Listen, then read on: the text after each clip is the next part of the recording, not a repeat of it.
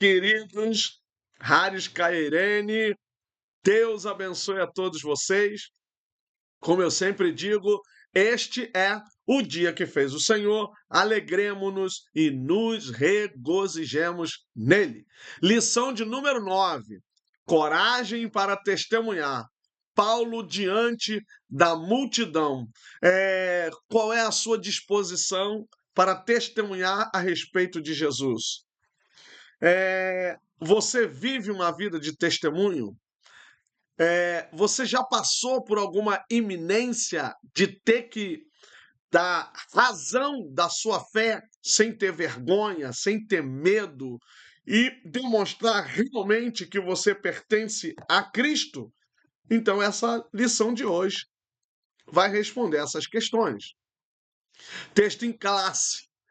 Atos 21, do 27 ao 28, do 30 ao 31, 33, 39 ao 40 e o capítulo 22, versículo 1 ao 7. A isso, eu te peço para curtir, dar um like, para compartilhar o link da aula para outros amigos e irmãos em Cristo Jesus. Palavras-chave: Paulo, coragem, testemunho e multidão. Introdução, queridos. A chegada de Paulo a Jerusalém pôs o apóstolo diante de uma situação extremamente perigosa. Depois de anos anunciando o evangelho entre judeus e gentios, ele agora enfrentaria uma multidão enfurecida, acusações infundadas, prisão e interrogatório. Lembre-se que são compatriotas, hein? Compatriotas. Mesmo diante da hostilidade, Paulo não desperdiçou a oportunidade de testemunhar sobre Cristo. O texto apresenta uma importante dimensão da missão cristã. A coragem de testemunhar não depende da ausência de oposição, mas da convicção de que a mensagem de Cristo precisa ser anunciada. Em Atos 22, Paulo transforma uma situação de prisão em uma oportunidade de testemunho pessoal. Lembrem-se que eu já falei isso para vocês. A igreja do primeiro século, perseguida e sofrida, ela não orava pedindo a Deus livramento, mas ela permanecia fiel e Deus estava no controle de todas as coisas. A igreja pedia graça, pedia força, capacidade para continuar, mas livramento não, porque eles sabiam a quem eles serviam e o propósito da igreja. Primeira grande sessão, a prisão de Paulo em Jerusalém. Primeira subseção, a conspiração dos judeus e a falsa acusação de profanação do templo. Atos 21, 27 apresenta Paulo sendo acusado por judeus da Ásia de ensinar contra o povo, contra a lei e contra o templo. Ele era considerado um antinomista, né? Mas paciência. O verbo grego didasken, melhor, né? Didasken, ensinava, está no imperfeito do verbo didasco, indicando uma ação de ensino ou prática contínua. Esse verbo didasco, ele tem um sufixo ali dentro,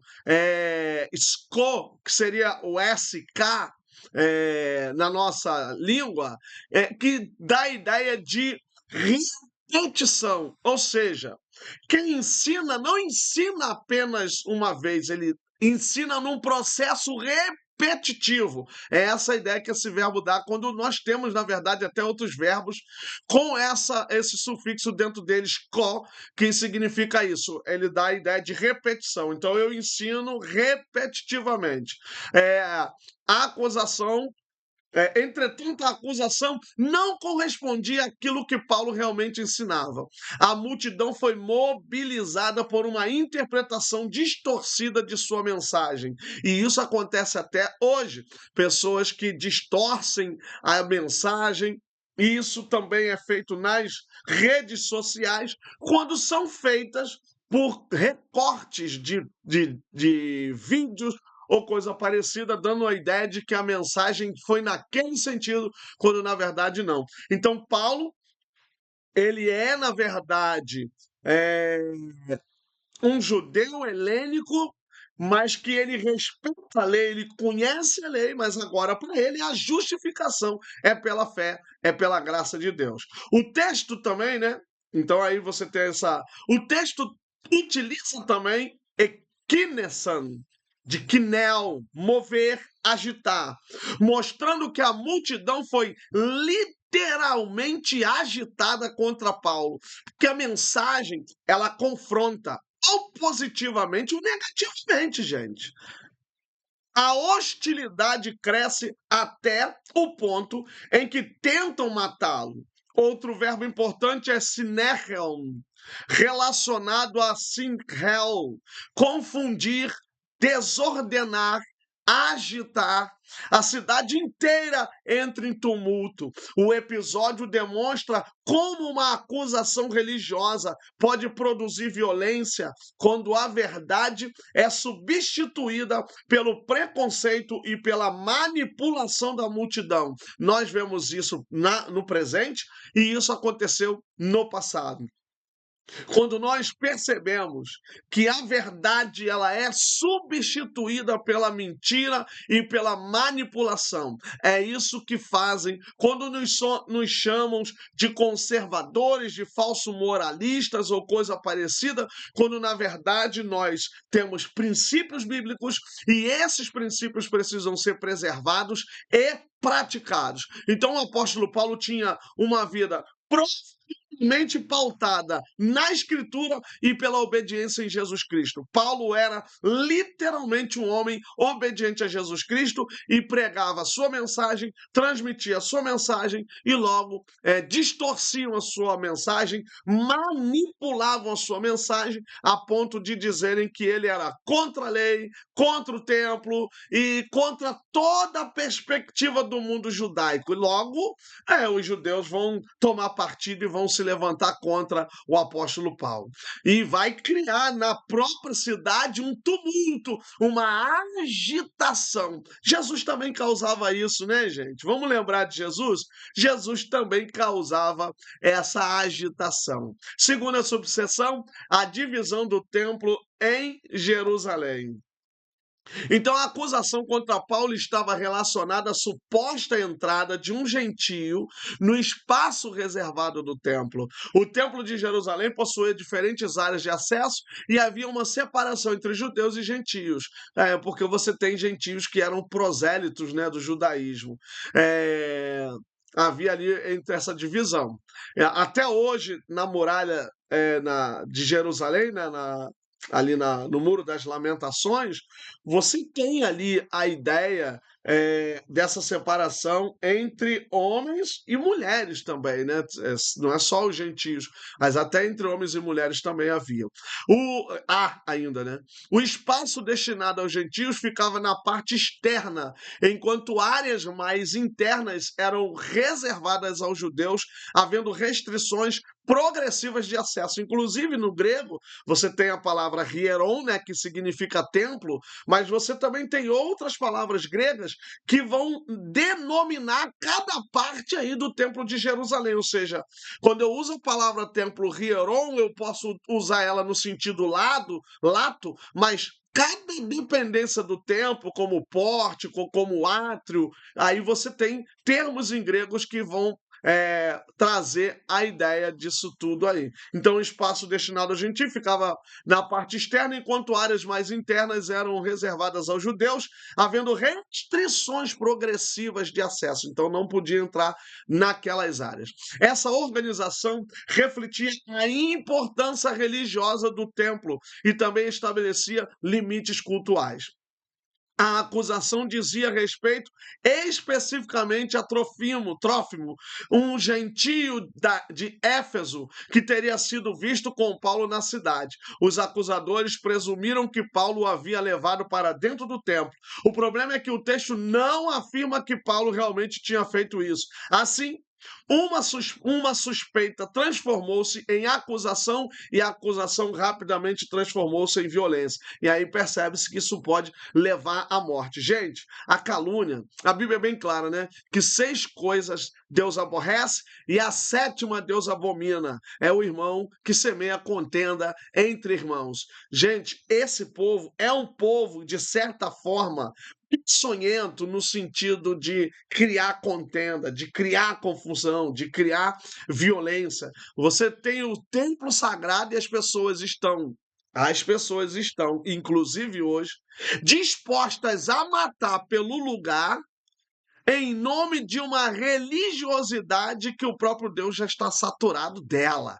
E isso também na atualidade. Então, nós não temos no texto mais acusação. Uma vez alguém caluniando, uma vez alguém acusando e espalhando, é como soltar penas ao ar e tentar recolhê-las. Sempre ficará alguma pena espalhada sem recolher, e as pessoas não vão vir querer saber de você se é verdade. Eu aprendi que Deus deu dois ouvidos, um para ouvir um lado e um para ouvir o outro, mas as pessoas não vão fazer isso. Não espere que as pessoas venham até você para saber se é verdade ou se é mentira. Vão reproduzir, e aí a sua imagem, seu caráter, só Deus é que vai demonstrar que era tudo mentira.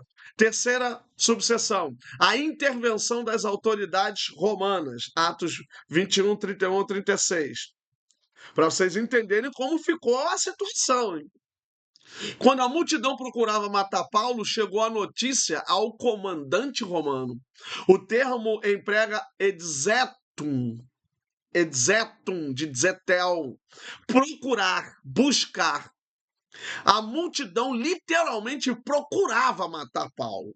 O comandante, então, intervém para impedir o linchamento. O verbo é pebalen, de epibalo, ali está no auristo, né? Pebalen. Possui a ideia de lançar sobre, impor. E nesse contexto está associado à ação dos soldados que prendem Paulo. O apóstolo é dedemenos, particípio perfeito de del, amarrar, prender, ou seja, ele está amarrado, Paulo foi amarrado. A imagem é significativa, Paulo está fisicamente preso, mas a mensagem do evangelho não está presa. Gente, por mais que se levantem, por mais que caluniem, por mais que falem mal, não deixem de pregar a palavra. Então você tem uma multidão enfurecida, você tem uma multidão que quer matar literalmente o apóstolo Paulo, você tem os soldados que vão prendê-lo, vão lançar-se sobre ele, vão impor-se sobre ele e vão aí amarrá-lo de maneira que ele está preso, mas a mensagem do evangelho não está presa. E Paulo fala isso em suas cartas, né? Paulo, prisioneiro, preso, mas preso no Senhor. Este preso, mas a palavra não está presa. Essa é a perspectiva do apóstolo Paulo. Segunda grande sessão, a oportunidade para testemunhar. Primeira subseção, Paulo pede licença para falar ao povo. Mesmo estando sob custódia, Paulo pede autorização para falar. Ele utiliza o verbo trepsen, relacionado a pitrepo, permitir, dar autorização.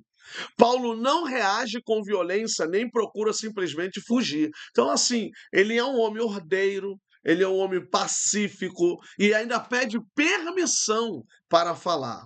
Então, ele não reage com violência. Até porque, como eu vou testemunhar sendo violento? Por isso que a igreja, o cristão, ele sofre, e sofre até mais do que qualquer outra religião, porque o cristão ele é passivo, ele suporta o sofrimento, a perseguição, ele não revida. Claro que aqui eu não estou generalizando, né? Porque você tem os cristãos na África, em outros lugares, que são obrigados a usar de segurança, né? Mas a ideia, mais ou menos, é essa aqui, mas nós também não vamos romantizar tal perspectiva. Ele percebe que aquela situação poderia tornar-se uma oportunidade para anunciar sua experiência com Cristo. É isso que nós precisamos aprender. Cada ocasião é oportunidade para pregação. Seja onde for, ou no trânsito, ou no hospital, ou na rua, ou no shopping, Deus nos dará essas possibilidades. Quantos cristãos que tinham saúde e por algum motivo perderam a saúde, foram para o hospital, proclamaram a palavra, saíram de lá e hoje estão bem, né? Deus pode fazer isso, Deus tem capacidade de fazer isso. O texto apresenta ainda o verbo siopessantos. Siopessantos é um particípio, né? Relacionado a siopau, silenciar, ficar em silêncio. Quando Paulo começa a falar, a multidão fica em silêncio, ela não fala. Antes todos gritavam contra ele, agora a multidão está ouvindo seu testemunho. É essa a oportunidade que Deus quer nos dar para a propagação do evangelho. Quando nos caluniarem, quando nos perseguirem, Deus dará a oportunidade de nós transmitirmos a sua palavra em meio ao vendaval. Segunda subseção, o uso da língua hebraica para ganhar atenção. Paulo inicia seu discurso dizendo: Andrés, Adelphoi, Kai Pateres, homens, irmãos e pais. Olha como é que Paulo usa, né? Andrés aqui, né, de Aner, Adelphoi, irmãos, né, Cai Pateras, pai, ele está falando, você vai dizer assim, poxa, mas o professor, eu vou até voltar aqui, colocou uma coisa aqui, porque ele faz o uso da língua hebraica, né, por isso que eu coloquei aqui o texto hebraico, mas ele escreve, né, Lucas escreve em grego, e aqui ele tá usando aqui homens, irmãos e pais, né, Av, você tem toda a estrutura, aqui é um hebraísmo que ele está usando entre homens, irmãos, então a expressão estabelece uma relação respeitosa com os ouvintes, porque é isso que eles são irmãos, eles são pais. Paulo é judeu, sabe? Então ele sabe. Paulo, ele é tão inteligente, era, né? Esse aqui é um presente histórico. Então Paulo é um homem tão inteligente que ele sabe falar com judeu, ele sabe falar com grego, ele tem toda essa capacidade sapiencial de falar os dois mundos, por isso que ele é considerado, Paulo, homem de dois mundos, então ele usa questões hebraicas para silenciar, para chamar a atenção do povo para si. Em vez de começar atacando seus acusadores, Paulo procura estabelecer uma ponte com eles, que vocês são irmãos, são pais. Atos 22:2 afirma que, ao perceberem que Paulo falava na língua hebraica, olha isso, gente, o camarada escreve grego, mas Paulo está falando na língua hebraica. Ficaram ainda mais silenciosos. O verbo pareshom, relacionado a pareho, proporcionar, conceder, aparece no contexto da atenção concedida ao discurso. Então eles vão prestar atenção. Não é um camarada agora grego, helênico que está falando, mas um judeu nato, um fariseu que era zeloso, alguém que conhece a lei. Então Paulo vai ter toda essa perspectiva para poder testemunhar da sua fé, e o povo vai conceder aí a atenção ao discurso. O uso da língua do público demonstra uma importante estratégia missionária de Paulo. O camarada tinha toda uma estratégia. A mensagem não muda, mas a maneira de comunicá-la pode considerar o contexto dos ouvintes. Eu sempre falo nas minhas aulas que o texto é imexível. Não tem como mexer, o texto já está lá, mas é a mensagem.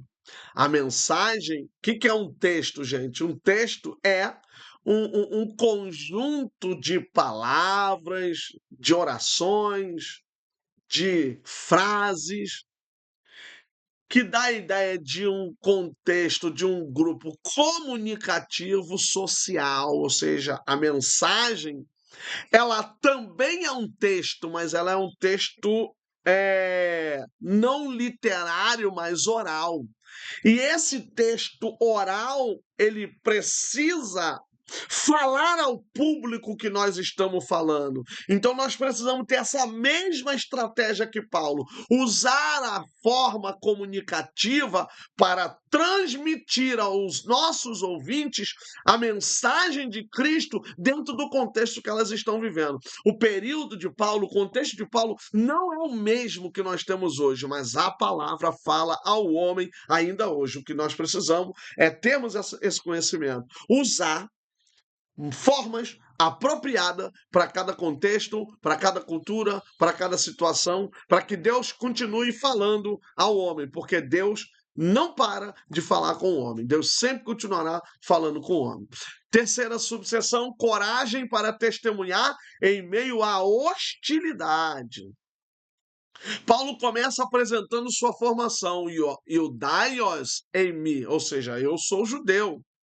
Ele menciona ele pode ter dito, como eu falei, né, no hebraico, né, ani, aí vai falar de judeu, ivri também no hebraico, né, porque aí seria hebreus ou israelita. Ele menciona ter sido criado em Jerusalém e instruído aos pés de Gamaliel. Gamaliel, gente, é parente de Hillel. E Hillel criou as 7 regras que hoje são chamadas de as 7 regras de Hillel. E Paulo usa as regras de Hillel. Uma delas ele usa na questão de Sara e H em Gálatas, na carta aos Gálatas. O verbo paideumenos, de paideo, educar, instruir, também está no particípio, está no particípio perfeito, indicando uma formação recebida e que produziu resultados duradouros, ou seja, porque está no perfeito. Então é uma ação que se concreta agora em Paulo, mas é que ele, e aí como tem o particípio, que a gente traduz como no gerúndio, né, que dá a ideia de movimento, é algo que permanece, que se perpetua e que tem resultados duradouros. Então, Paulo foi aprendendo, foi sendo educado e nessa educação trouxe o resultado para quem ele era, para quem ele foi na história do judaísmo e na história cristã também, né? Porque no contexto cristão ele tem um grande respeito.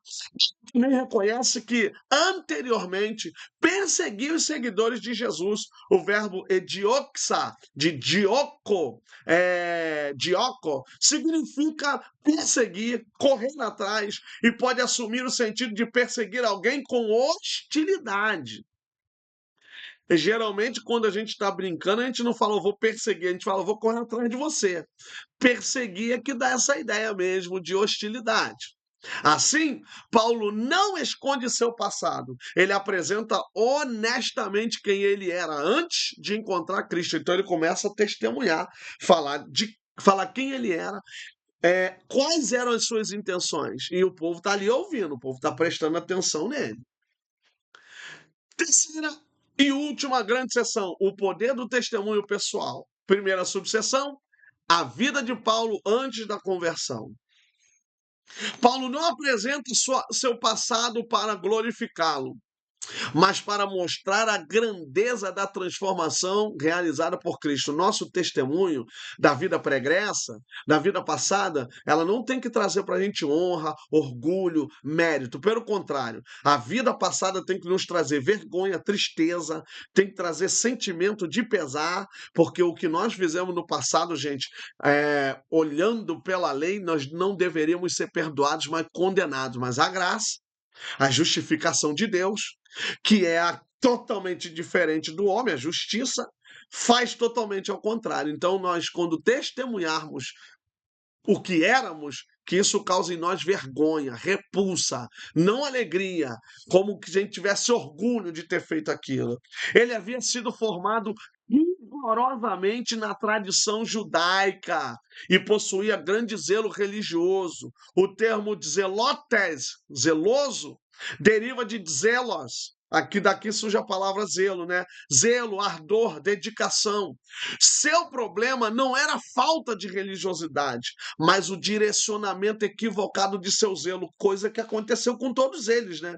A interpretação errada, literal totalmente do que estava na Escritura. É o que hoje nós temos em algumas religiões que tem guerra santa, que mata mesmo, que destrói e outras coisas mais. Paulo afirma que perseguiu os seguidores do caminho.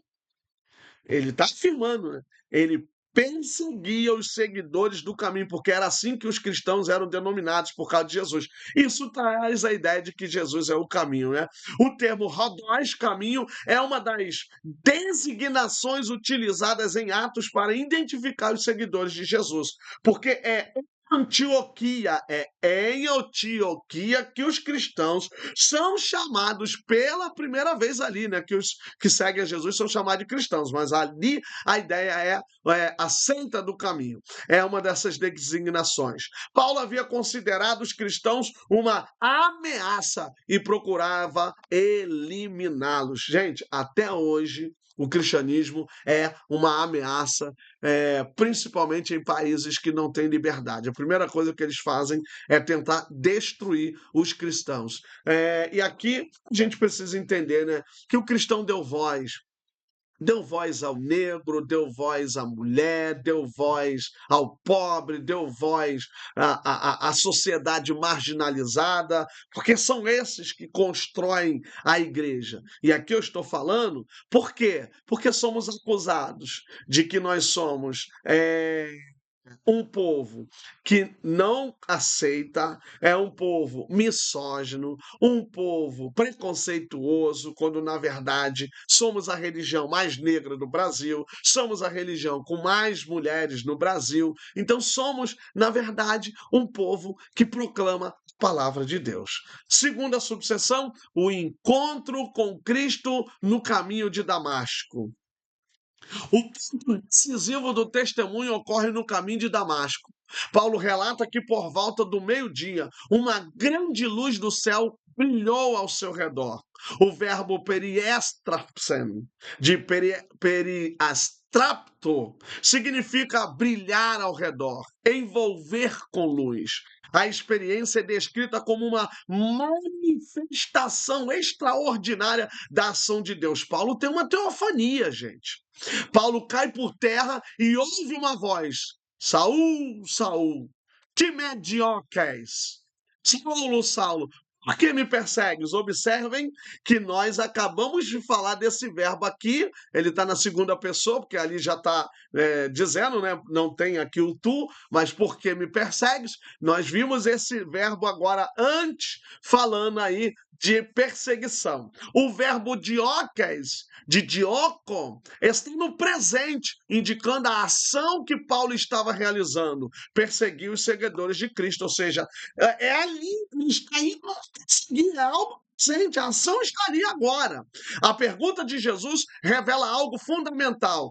Deixa eu explicar uma coisa para vocês. No grego, a pergunta, o sinal de pergunta não é igual no português. O português é ponto de interrogação. No grego, ponto de interrogação é ponto e vírgula. Por isso que na tradução, Saulo, Saulo, por que me persegues? Você vê um ponto de interrogação e lá no grego você vê o ponto e vírgula. O ponto e vírgula no grego é, na verdade, um ponto de interrogação. A pergunta de Jesus revela algo fundamental.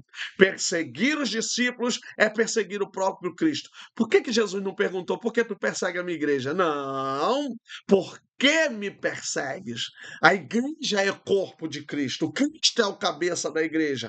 Mexeu com a igreja, mexeu com Cristo. E deveria ser a mesma coisa, mexeu com Cristo, mexe com a igreja, porque é um só. A união entre Cristo e sua igreja aparece de maneira profunda nesse episódio. Outro verbo importante é atuo. ouvir. Paulo não apenas vê uma luz, ele ouve a voz de Cristo. Gente, igualzinho Moshe, gente, igualzinho Moisés. Moshe, Moshe, quando Deus fala com ele lá em Êxodo capítulo 3. Seu testemunho nasce de um encontro que transforma sua compreensão e sua direção. É isso que Deus faz na vida do homem quando se encontra com ele. O homem reconhece quem ele é, reconhece o Deus que se revela e transforma a sua vida. Por isso que devemos testemunhar. Terceira e última subseção, sua missão como servo e testemunha de Cristo. Depois do encontro com Cristo, Paulo recebe uma nova direção. Ele deixa de ser perseguidor e passa a ser testemunha. Ele sai do caminho, ele sai de Damasco. O termo grego martis, testemunha, possui grande importância em Atos. A testemunha é aquela que apresenta aquilo que conhece e experimentou. Não é só viu, ela tem que experimentar. A missão de Paulo não consistia simplesmente em falar sobre sua experiência. Ele devia anunciar aquilo que Cristo havia feito e revelar a mensagem do Evangelho. Por isso que quem tem essa experiência, gente, é diferente. A sua mensagem, a sua pregação, a sua vida. O verbo anangelo, anunciar, declarar, comunicar, expressa essa dimensão de tornar conhecida uma mensagem. Outro conceito importante é epikaleomai, invocar, clamar, está na voz média, é um verbo depoente. Em Atos 22, Paulo relata sua relação com o nome de Jesus e sua identificação com aqueles que o invocam o Senhor. Gente, aqueles que invocam o Senhor. O nome Jesus na vida de Paulo é muito importante. A gente precisava pesquisar por que Paulo cita Jesus, Jesus Cristo, Cristo Jesus, nosso Senhor e Salvador Jesus Cristo, Senhor Jesus, Senhor. Paulo tem várias formas de representar a importância do nome de Jesus em sua vida e para as igrejas. Conclusão, gente, conclusão. Nona lição, terminando. Atos 21 e 22 apresenta Paulo diante de uma multidão hostil, acusado injustamente e preso pelas autoridades romanas. Entretanto, aquilo que parecia ser uma derrota transformou-se em uma oportunidade para testemunhar. Essa é a realidade que tem que ser na nossa vida. O que parece ser derrota se transforma em testemunho. Paulo não permitiu que a violência da multidão anulasse sua missão. Ele falou sobre seu passado, relatou seu encontro com Cristo e apresentou sua transformação como resultado da ação divina. Os verbos do texto ajudam a compreender essa dimensão ou essa dinâmica. Dizetel, procurar, dióco, perseguir, del, prender, epitrepo, permitir, acu, ouvir e anangelo, anunciar. Tem um processo evolutivo, gente, nesse contexto. Paulo havia sido aquele que perseguia Dioco, porque aparece 2 vezes, mas depois de encontrar Cristo, tornou-se aquele que anuncia, anangelo. A grande lição é que Deus pode transformar uma situação de oposição em uma oportunidade de testemunho. O perseguidor passa a ser perseguido, o que perseguia passa a anunciar. Até a próxima aula. Que Deus abençoe, compartilhe, comente, envie para os seus amigos e dê um like lá e siga, se inscreva no nosso canal e conheça as nossas redes sociais e os nossos cursos da Escola Teológica Dalet. Um abraço, até a próxima. Haris Kairene.